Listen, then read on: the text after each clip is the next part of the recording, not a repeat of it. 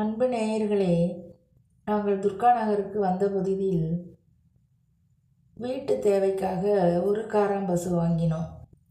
2 litre கறந்தால் போதும் என்று தான் வாங்கினோம். வந்தவளோ ஒரு நாளைக்கு 8 லிட்டர் கறந்தாள். பாலாக குடிப்பதும், வேண்டுமளவு தயிர் சாப்பிடுவதும், வெண்ணெய் எடுத்து நெய் உருக்குவதுமாக இருந்தது. மிகவும் அதிகப்படியான பால் அல்லவா, என்ன செய்வது என்று தெரியவில்லை. எனது கணவர் தான் ஒரு யோசனை சொன்னார். நான் அறிந்தவர் வீடுகளில் வேண்டுமா என்று கேட்டு வருகிறேன், அவர்கள் வேண்டுமென்றால் கொடுக்கலாம் என்றார். எனக்கு மிகவும் சங்கோஜமாயிருந்தது. ஏனென்றால் அவர் செய்யும் தொழில் ஆசிரியர் தொழில். ஜாதகம் பார்ப்பார். இருந்தாலும் அவர் அதை பற்றி கவலைப்படவில்லை.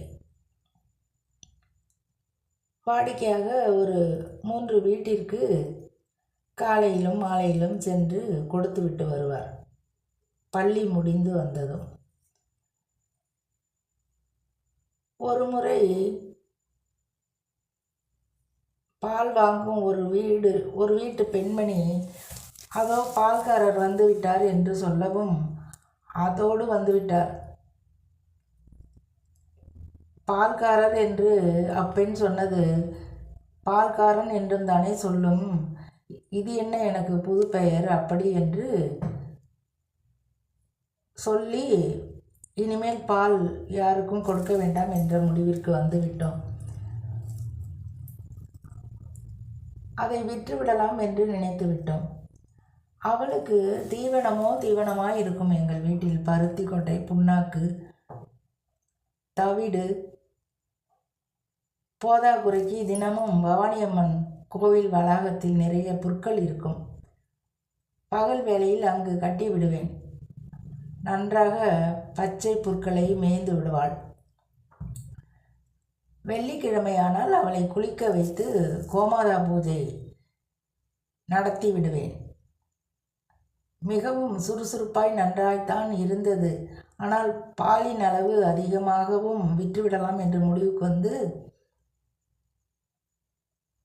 விற்றுவிட்டோம். மிகவும் வேதனையுடன் விற்றுவிட்டோம். கிழக்கு தாம்பரத்தில் வாங்கியவர் இருந்தார். எங்கள் வீட்டை மறக்காமல் ரயில்வே தண்டவாளங்களை கடந்து வந்துவிட்டால் 2 முறை.